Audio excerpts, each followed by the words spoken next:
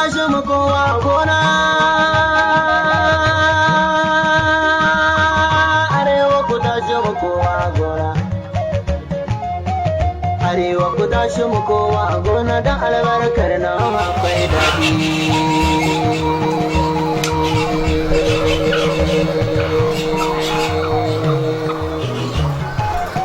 Noman gero, noman shinkafa, noman maiwa, noman dawa, noman acca, noman masara, noman dauro, noman gwaza, noma na rake, noman dankali, noman rogo, noma na gyada.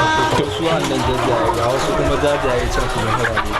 Ko me bambancin? To kaga su wa'annan dama kamar yadda na maku bayani kaza kala uku ce ta kwai. Akwai fara, akwai ja, akwai baka.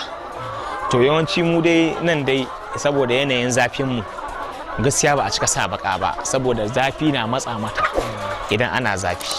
To shi yasa za ga mu mun fi son ma farai saboda shi fari dama fari zafi bai cika takura mashi ba. Shi yasa za ga yawanci mutane an fi amfani da farar kaza. Sai ja ita ma tana bi mata. Amma dai gaskiya ja fara ta fi ja rashin wannan zafi bai takura mata. Ita wannan gaskiya zafi yana dan takura mata akan fara. Dan gaskiya yawanci ni na fi son farare. Wannan ma abin da yasa na sa su lokacin ban samu fararen bane sai dai na haƙura na ce to saboda kada lokacin da nake son in sa kajin ya ƙure na haƙura na sa jajayen. Amma su ma lafiya lau alhamdulillah suna yi kuma muna yi amma dai saboda yanayin mu zafin mu na nan wuraren shi yasa ma ga ɗakin duk an buɗe shi ta ko'ina saboda iska in aka shigo zafi suna wahala ne. To za ga in ana zafi in yanzu misali wata rana ka iske za ka iske dole ne ana samun mutuwa. To za ka iske in kamar misali ja 10 ta mutu to bai wuce fara ga 2 ba ko 3. To kaga akwai saukin zafin da ke takura masu suna da saukin mutuwar jajayen shi yasa muka fi san fararen gaskiya saboda yanayin zafi. To ga wanda ke sha'awar kiwon kaji masu ƙanshin zai bi akwai bambancin hanyoyin da ya kamata ya bi tsakaninta da shi wacce kaza mai ta abinama da ka ce ita bulora kenan da ita kuma wannan kaji? Ya danganci karfin mutum saboda ita kaza kwai gaskiya kuɗi take bukata sosai saboda kaza ce wacce za ka daɗe kana mata hidima. To kaga ya danganci yanayin karfin mutum.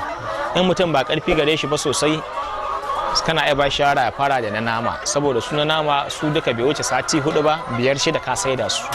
Su ko wannan kafin ma su kai ga koda sun fara kwan ai ba rike kansu ba kenan suna iya fara ma kwai su kai sati 25. In ka ɗauka sati 25 wurin wata nawa kenan wurin wata 7 kenan kana a ce wannan to kaga in ba kuɗi ke ga mutum ba ka a ce sai an kai wannan lokacin kana za ka fara samun wani abu kaga akwai matsala. To amma in na nama ne za a ga sati 4-5 ka sai da ka karasa wasu haka samu jallin da za ka iya komawa in kana da ra'ayin na kwai ka ci gaba da yin na kwai.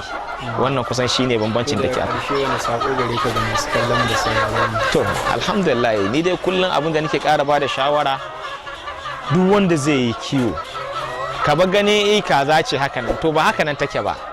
Tana buƙatar kula da kuma wanda ya santa. Duk inda kake wannan ka je ka nemi masananta su baka shawara su diba maka tun daga wurin da kake son ka yi ko ya kake son ka yi ka je ka neme su baka shawara saboda ka yi ka samu nasara saboda komi ba haka nan da ka yake ba. Duk inda kai abu da ka za ka samu matsala amma in ka nemi shawarar masana da ikon Allah za ka yi cikin sa'a da nasara kuma ka ci nasara kuma abu alherin da ake ce maka ana samu ka samu. Amma in baka bi ba to wannan da alherin sai ga kaman ƙarya ake yi kai kayi ka sha wahala to baka bi masana ba wayanda suka sani za su baka shawarar kirki yanda za ka rike. Wannan shine shawara ta ga dukan wanda ke son yin kiwo in Allah ya yarda. Arewa ku tashi mu kowa gona. Arewa ku tashi mu kowa gona.